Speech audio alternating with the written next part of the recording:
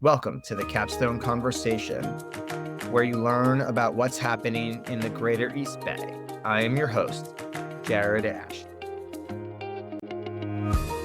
Today, I am joined by MCE, a power organization that impacts residents in Marin, Solano, Contra Costa. We have two amazing women from that organization, Jenna Tenney and JB Ackman. Ladies, thanks for joining me. Could you tell us a little bit more about yourselves and what is MCE? MCE is California's first community choice provider. We were the first local not-for-profit public agency to provide customers with an alternative to their electricity service from the investor-owned utility. So here in the Bay Area, that's PG&E. We launched up in Marin County back in 2010, but we now serve close to 600,000 electric accounts across Marin, Napa, Contra Costa, and Solano. So what we do is we come in and replace PG&E's electric generation service with a very cost competitive, often less expensive, but not always, more renewable energy service option. And because we're a local government agency, we are able to provide clean energy programs and benefits and services that PG&E isn't, just because we are a smaller agency and we're able to tailor the work that we do to what our communities actually need. And PG&E doesn't have that level of flexibility. I've been with MCE about 8 years. I grew up in Contra Costa County, still live here, and have had a couple of different roles, but now oversee our communications efforts and community outreach. And JB, I'll let her introduce herself. Thanks, Jenna. I'm the Vice President of Public Affairs for MCE. One of our most critical roles is in communicating with and providing educational resources to the communities that we serve.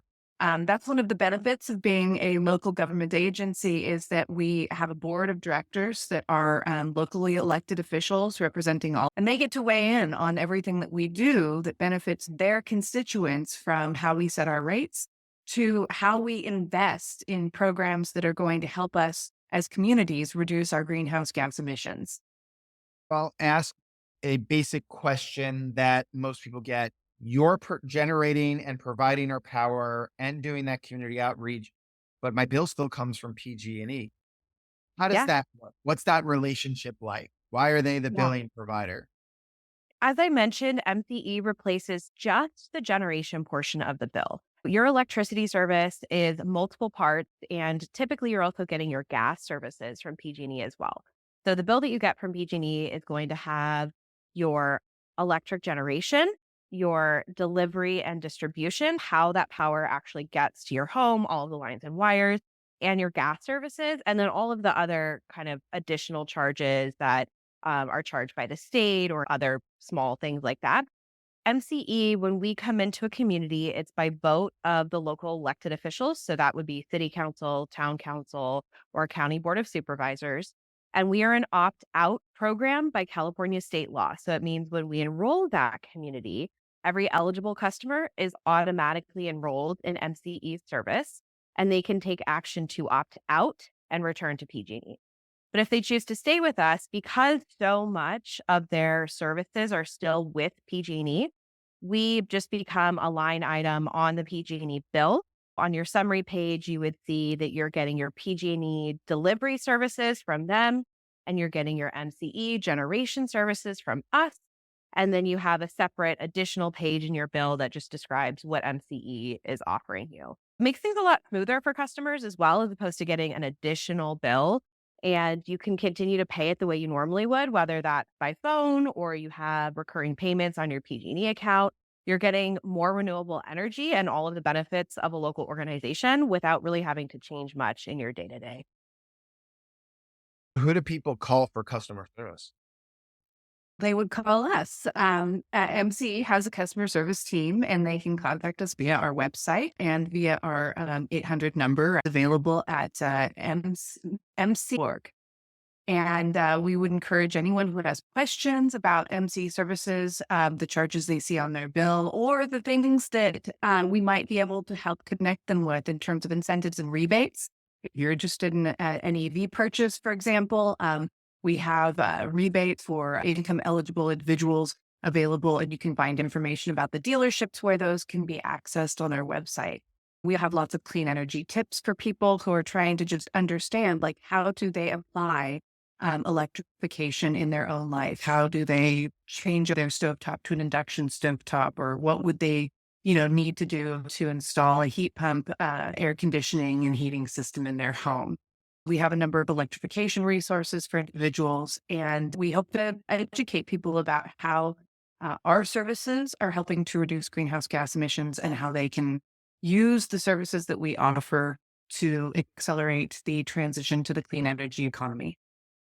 Let's talk about that and how and why we're going to electrification and building codes that are changing, I think, in all four of the counties you represent to move to all electrification and at least in new construction. No, that means no gas for people who aren't familiar. Why is that? How does it work? Particularly, why are we moving to electrification? And why is that important to people out there? Electrification is the next step. MCE got started in 2010, and we offered 28% renewable electricity compared to PG&E's, I think it was 13%, right? Big gap in that renewable energy that's available. And today we're 60% renewable. We offer a 100% renewable option, 95% greenhouse gas free. Our program alone, but also there are now 25 programs like ours around the state. We've significantly increased the amount of renewable energy that's available.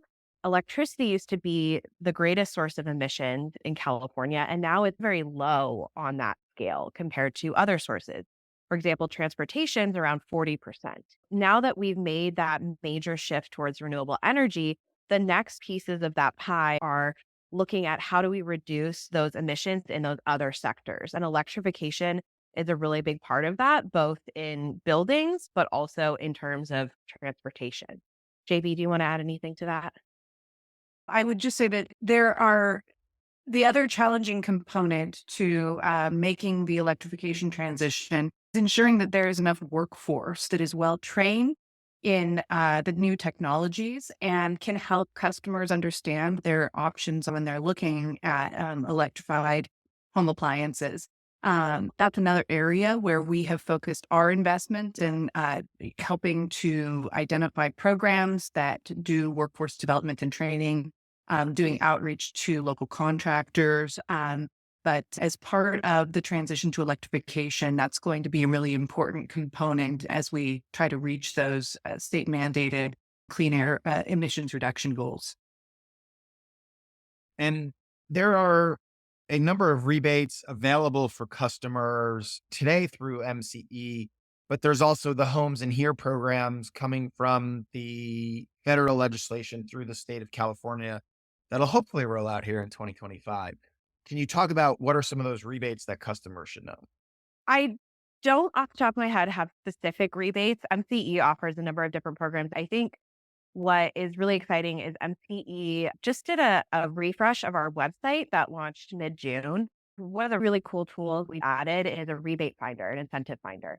Folks can go on our website and use that tool, and it's tailored to their specific need. You can enter your income, zip code, how many folks you have in your home, all of those requirements that are part of vetting rebates. Do you qualify for certain ones or not? You can enter all of that information, and it will give you a list of all the rebates that you're eligible for that we are aware of. That is not just MCE rebates, it's local rebates, federal rebates, all of those things. And I'm using the words rebates, but it's incentives, right? It could be rebates, tax credits, other forms of incentives. And that's everything JB was talking about, water and space heating. You're back now. I was talking about how it's not just rebates, it's all kinds of incentives. I think what you were saying was that if you go to our new website, mcecleanenergy.org, on the homepage, there's a link to rebates and offers, and it's a new feature that we have just launched with our website refresh. It allows people to select from their zip code, income level, and other information to try and identify what rebates may be available for them for the things that they're interested in. Um, People should look for rebates before they buy. That's the best advice we can give people. Most programs are set up where you need to have gone through some kind of application process in advance of making your purchase. There's also tax rebate implications. There's a lot to consider when you make these purchases, but that's how we're helping to try and make them more affordable for people. I've got a client that I consult with, the Shadeland Property Business Improvement District, and a number of the owners there we've been working with them to spur 150 new EV charging stations in 2024 or 2025 and 2026. All but one of them has MCE rebate opportunities. And but just every little bit, when you're talking about adding 10, 5, 20 EV charging stations to businesses, to doctors' offices, those rebates make a difference on the construction cost and the power needs. And for people who aren't aware, the homes in here, which I had mentioned, are rebates coming from the Federal Climate Act, and those should start rolling out in 2025, which could even increase those incentives for you to electrify your home, put insulation behind your walls, upgrade your HVAC system, and all of that. I don't know if you could share more about those programs. I don't have any additional information about them right now. I think a lot of these programs, um, even like 2025, it's a long ways away, right? You get a lot of the information pretty close to when things are actually available or even right as they're actually available. I don't have additional information right now. I don't know, JB, if you have more. Now, what we would tell people is that between the funding coming through the Inflation Reduction Act at the federal level and California state programs, we anticipate energy and electrification programs will continue to be funded. And each year, the types of programs and exactly how they're going to be accessed in terms of application change a little, but there is money available. We'd encourage anyone who is considering electrification to visit our website because that's where the most current information about rebates and incentives. I want to talk about economic development and power, because you talked about MCE as a power generating organization. This is an issue for California as a whole. I know other states are facing it with the increased AI demands, the increased housing coming to the Greater Bay Area. Businesses are turning us down because it would take 3 to 7 years to get the power they need. Can you talk about that, and what is MCE's role in that, and how can everybody help foster that? The real limiting factor in terms of the speed with which new power generation projects can come onto the grid is the grid itself. There are a number of efforts being made to both upgrade and invest in the grid and adjust the way we move power around on the grid in order to maximize the amount of power we can move across the grid every day. We are looking as a state at regionalizing the energy markets so that we can more seamlessly trade power with other Western energy markets. There's wind in other states that we may be able to access to help us offset those hours where we don't have solar generation available. Conversations are happening at the legislative level in terms of how we make those energy procurements regionally. Those efforts will help improve the reliability of California's energy market and increase the amount of energy available to us while we are continuing to invest in and upgrade our grid here in California. Jenna, I don't know if there's anything you want to add to that. Yeah, I just want to say about the role that individuals play in this transition to a clean energy economy is not necessarily clear cut. We've talked a lot about electrification upgrades. And one of the big things when people think about electricity and renewable electricity is they think about solar, or I'm going to put solar on my roof. That concept of if I put solar on my roof, then I don't need as much from the utility. And that's true, but it's more complicated. Individuals who are looking and have the resources to support this transition can be residential or businesses. It can be major business parks like Shadelands or Bishop Ranch. If you're able to have your own generation source paired with a battery, you're creating a lot of resiliency for you, but then those larger issues that JB was mentioning become less of an issue. because you're taking that electric load off the grid, which means those resources that we already have available are able to be directed to other folks who don't have the resources to put these distributed systems in place. So I think when we talk about the clean energy transition, it's a nuanced conversation, right? There's a lot of different layers, and I think there's no one solution. It's a lot of these layers of technologies and systems that are ultimately going to get us there. And if we can have more people in control of their own power on their own facility, whatever that looks like, if that's your home or your business or your school or your hospital, then we have more resources for folks who aren't able to do that for whatever reason. That's right. And that actually brings us to the most innovative technology we're looking at as an organization. The virtual power plants we have just recently cut a ribbon on a home that's part of the BPP program. It's a real model for what we hope will continue to be funded through various state and federal grant programs. We worked with the community of Richmond to identify a pot of funding used to purchase homes that would be made eligible to low income pools of buyers. These homes were then fully upgraded with all electric technologies. The lower income individuals may not typically have access to on their own in a home that they're looking to purchase new. And the benefits are twofold, right? We're looking to address communities that have been harmed historically by environmental injustices, where emissions were typically higher, leading to poor health outcomes. And we're improving the housing stock and giving an opportunity to new home buyers to get into a home that gives them solar power, battery backup, and is fully outfitted with electrified appliances. We are looking for additional funding to continue to build on that program in new ways. I'm familiar with the VPP, the virtual power plant. Can you explain the concept for the broader audience? How does that work? What should people know about that? The virtual power plant is right now, you could think of it like the cloud, right? It's this concept of helping people networked appliances that can be heat pump, water heating, space heating, induction cooking, really any electric appliance that you're going to put in, EV charging, solar and battery storage can be networked. When you turn them on or off, you're either pulling electricity in or potentially pushing electricity out from the battery storage or your EV. The benefit is every individual may have one or more of these appliances. And when you network them all together, you're able to turn it on and off as one big system.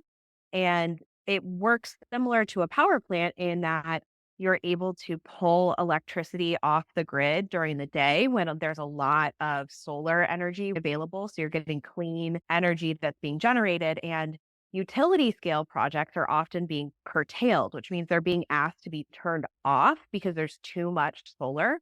So if you can pull that energy in, do your laundry, do your cooking, charge your car, and then power up your battery with it and discharge that battery during the hours of 4 to 9 p.m., where we have a real lack of renewable energy, you're able to make the grid cleaner. So it cleans things up for everybody because we're using more renewable energy and you're helping address reliability issues. If you live in California, you're very aware of flex alerts and being asked to conserve power from 4 to 9 p.m.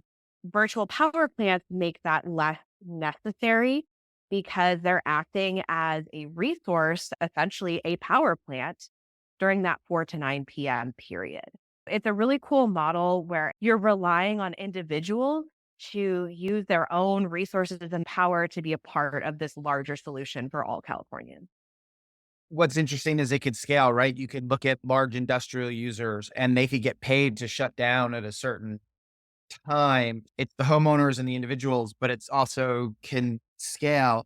I want to talk about this flex alerts that you had talked about. This is recorded at the end of August, and fortunately in 2024, we haven't had one. Why have we run out of power overall on the grid? How are we addressing that for the future? And what should people be aware of?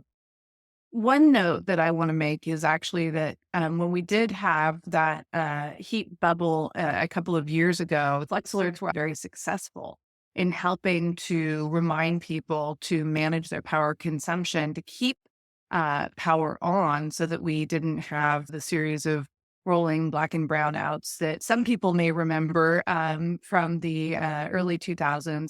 Flex Alerts are a tool that the state of California and CAISO, the California Independent Services Operator, have implemented to provide communities with a warning that they are anticipating the grid is going to reach what they consider the peak of the peak, meaning that the highest demand that we will see all year may be coming. And usually that's a result of really high temperatures in our communities, because that's when we see our greatest demand on the grid. Everybody's trying to operate their air conditioning and stay cool. Often the hottest part of the day is when we're also seeing those peak energy consumption hours between 4 and 9 p.m. as people are coming home, their homes are warm, they're trying to cool them down.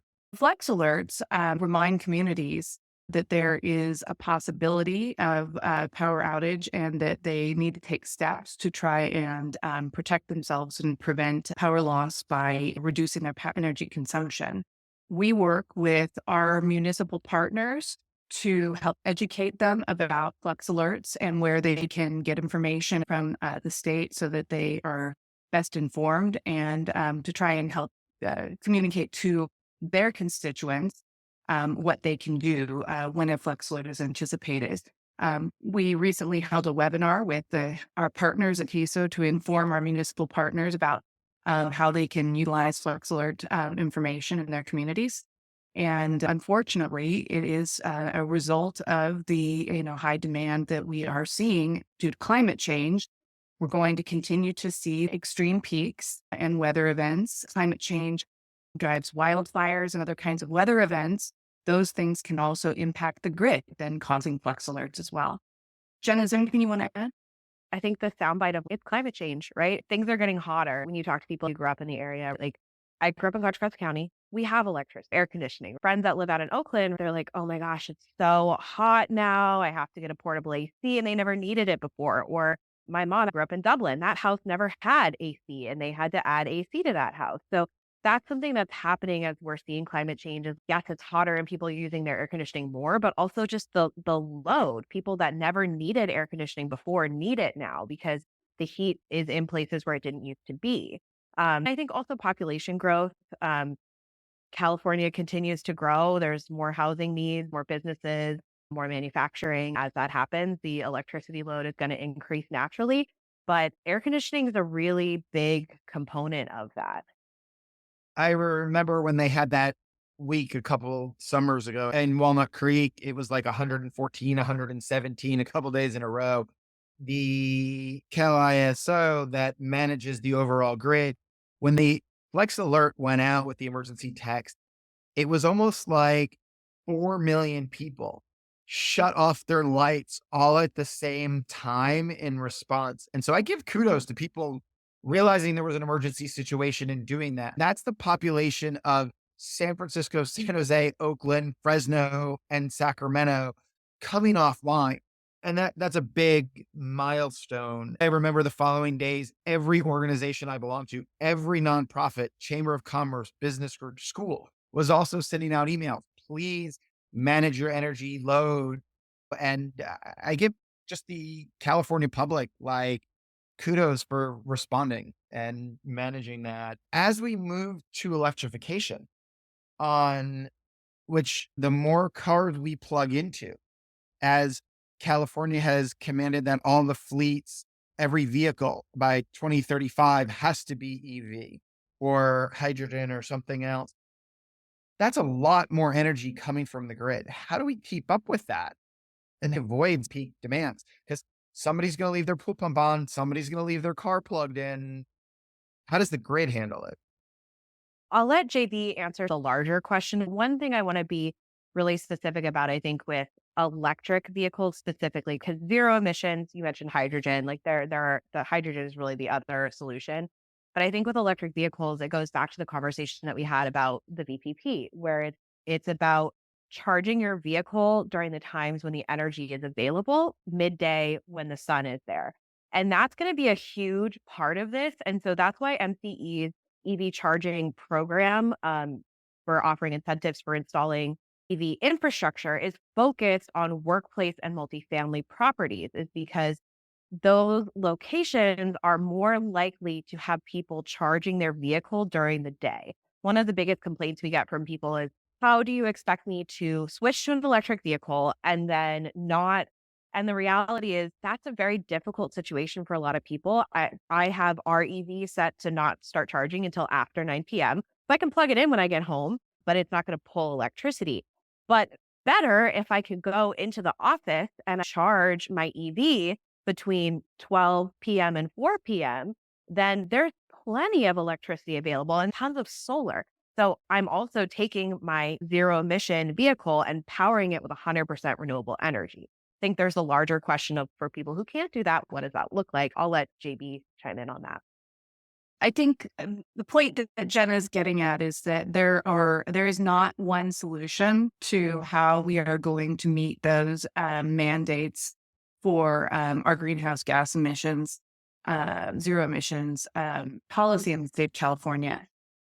What it's going to take is everyone doing the things that they can work in their lives, and at the same time, communities looking at creative solutions, whether it's a community solar program, as has been implemented through certain state funding grant programs, whether it's something like the VPP, which MCE is pursuing. There are microgrids that work very well in some communities to help provide reliability for critical infrastructure resources. All of those are valid solutions. Pursuing hydrogen is a way of providing zero emissions public transportation and rideshare transportation. Those are all part of the mix that allows us to achieve these goals. But most importantly, what Jen is saying is looking at your own life and trying to understand how you can apply the goals of energy reduction to yourself. And that doesn't mean that you do everything, right? Not everybody is able to purchase an electric vehicle right now. Not everybody is able to install electrical appliances in place of gas burning appliances right at this minute. But you can start planning for those transitions and do what you can. So maybe you can't purchase an EV, but you can cool your home down in the morning before you leave for work, that you don't have to use as much energy to keep it cool throughout the day and bring that temperature back down later in the evening. Or maybe you can run your dishwasher first thing in the morning before you leave, as opposed to running your dishwasher at night after you finish your evening dishes. Those are things, small things that don't feel like they're much, but they really do add up. Californians have been asked to do this before. We made significant changes in our behavior in response to the drought conditions that we suffered throughout the 2000s. We installed water conservation technologies in our home. We learned to take 5-minute showers. It's time to apply that same sort of behavioral mindset to how we manage our energy usage. I want to challenge anybody who's listening. If you have something with smart software, like Jenna talked about, she can plug in her car when she gets home, but the software doesn't click in until after 9. I have a pool pump at home. It goes off at 3:55 every day and starts. I moved it up an hour earlier so I could be cognizant of that peak time on the grid. And if anybody has a dishwasher or a washing machine that's, I think, within the last 10 years, even, they all have delayed timer. And when I finish the dishes at night, like I could hit delayed for 3 hours and mine goes off at midnight. It's still ready to empty in the morning, but now I'm asleep. The TV isn't on, the computers aren't on. Even when it's 110 degrees, it usually cools off by midnight. So the air isn't on as high, or you have windows open. And that stuff makes a big difference to our community and to your Yep. bills. Yeah. Absolutely. I want to make a pitch here for smart thermostats. When I moved into this house, we didn't have that. I don't have a heat pump, space heater. I have traditional HVAC, right? But we were having a really hard time keeping our home comfortable. Forget the electricity consumption. It just was not comfortable. It was too hot in certain places and too cold in certain places. I went out and I got a Nest, which there are plenty of smart thermostat brands, but that's what I got for my home. And not only does it dramatically help with the comfort of my home, because I can be in any room and adjusting it from my phone, which is super helpful, especially when you have an infant and you're trying to keep the room the right temperature. The benefit of being able to be like, oh my gosh, it's 4 o'clock and I forgot to turn it off and I could just do it right there from my phone. To JB's point about pre-cooling, that is super helpful. Unless you find out that you're doing it from your phone, but your significant other is doing it from the control panel and didn't know you were fighting over that. Thermostat wars, exactly. I want to hit on this power in the grid because we're talking about more people coming with more housing being built. How are we managing that power? I know it'll take 20, 30 years to turn over all the vehicles, but we're talking about 50, 60% of the vehicles in 5 and 10 years becoming this way. We can't get that power for economic development for businesses to move to places like Vacaville. Hayward lost out on a Rivian plant because they couldn't get powered. Vacaville can't get technology park that they want to develop because there's not enough power. There's AI coming online in the East Bay Times today, August 27th.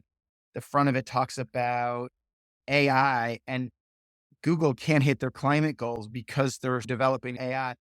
That's just a lot of power consumption. And when we're talking about putting my dishwasher on later, that's helpful. But if we're losing massive businesses as a result of that, if we're talking about AI generation, how does California continue to compete and keep up with all of those demands? Yeah. I think it goes back to the conversation that we've been having, which is it's a yes and approach, right? It is individuals running their dishwashers at different times, but it's also putting battery storage in place so that we can use that solar generation available during the day. Because there is a lot of excess electricity during the day. I think that's the biggest problem. We're not taking the best advantage of the resources available to us. We can get facilities off the grid so they're not using the load that other people could be using by doing solar and battery storage on a facility so that they're essentially completely independent. We look at the load shifting, we look at energy efficiency. That's a huge chunk of the work MCE does. We have a portfolio for $158 million for energy efficiency. Those things, while incremental, add up to a larger part of the puzzle. One of the things that's also being discussed statewide is this concept of opening the California grid to the larger Pacific Northwest and Western United States. We're connected to that larger grid all, but California's system operator operates independently from those. And so do we have the ability to work together as a collective of states to make it easier for everyone to access renewable energy? There is no one solution, and there's nothing I can say. If we do these exact 6 things, it's going to get us there. But if we continue to do all of these things and then also look at other creative solutions, so green hydrogen, other forms of storage, we've got new technologies with wave generation or other things like that. There's the reality of what we're dealing with right now. And then there's always that what's going to be here in 2 years? What's going to be here in 5 years? What's going to be here in 10 years? We never know exactly what's coming down the road. But I think doing as much as we can wherever we can is working. I think to the conversation that we had about Flex Alert, people step up and we are able to stop the power from going out. These solutions are working and we need more. It also just came out here in August of 2024 that California achieved a major milestone in clean energy with 10,000 megawatts of battery storage coming online at utility scale. And that is a significant amount to help manage this peak demand as part of this process. Yeah.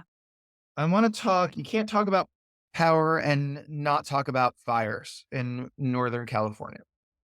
We'll have PG&E is going to come on in November. They're too busy during the potential fire season. They have it scheduled for after what they hope is the first big rainstorms. But what is MCE's role in reducing the risk of fire from power? or is that all on PG&E? How do you guys work to do that? One of the things that has been in discussion for a while is this conversation around biomass, bioenergy sources. We don't have a lot of biomass in California. There is some legislation in place to have municipalities get more of their energy generation from biomass resources. We have several landfill gas to energy projects in our service area. We have three of them. That's taking the methane gas that is already being generated in a landfill and using it to create electricity. So that's one form of bioenergy. Biomass is often more things like agricultural waste, so farming or animal husbandry. And the other sort of component of this is potential wildfire risk foliage. That's part of wildfire mitigation is clearing foliage, things that are already dead and dropped, right? Not cutting live foliage, but things just sitting there on the forest floor. MCE's sustainable biomass principles puts in place a set of guidelines for if we are going to receive biomass energy, where does that come from? And a part of that is looking at biomass as a strategy for wildfire mitigation. That's a set of principles we're hoping will help direct some of this biomass as we move forward. Right now, the biomass in MCE service area is largely being trucked out to places where they have facilities to process this because we don't have processing facilities in our member communities. I know there's a big interest from Solano County and Marin County specifically, where they have a lot of agricultural waste to put facilities there. So that concept of wildfire mitigation and helping with this waste that is actually creating more greenhouse gas emissions because you have to truck it away. So that's the main connection that we have to wildfire and wildfire mitigation.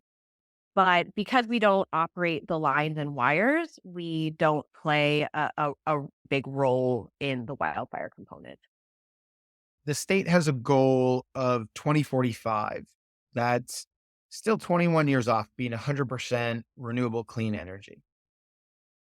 Where are we in terms of real progress toward that, given all those factors we've talked about, the increase demand of electrification, the increase needs of businesses and the residents? MCE is 60 to 100% renewable energy, 95% greenhouse gas free. When we got started, we were 28% renewable compared to PG&E's 13. And the state, I believe, is now sitting at 38% renewable. In less than 15 years, we've made a significant dent in getting California toward renewable energy. Yeah, there's still a long way to go, but MCE and other community choice providers like us have done a lot towards getting California toward that goal. I always use the analogy of if you think of the electric grid as a bathtub, you only need so much water in that tub to serve everybody. When you put clean energy, clean water into the tub, there's less space for dirty water. And that's really the concept of community choice is yes, we're providing our customers with cleaner energy. They're receiving 60 to 100% renewable electricity into the grid. And the more entities that are putting clean water in, the cleaner the whole tub is going to be. We have definitely made a significant toward that. Thank you for joining me today from MCE. We had Jenna and JB. I appreciate you talking to us about where our power comes from and how it all works. Thank you for your time. Thank you. Wait, don't leave yet. Hit subscribe. Make sure you get the weekly updates. We have a new episode every Wednesday for stuff happening in the East Bay.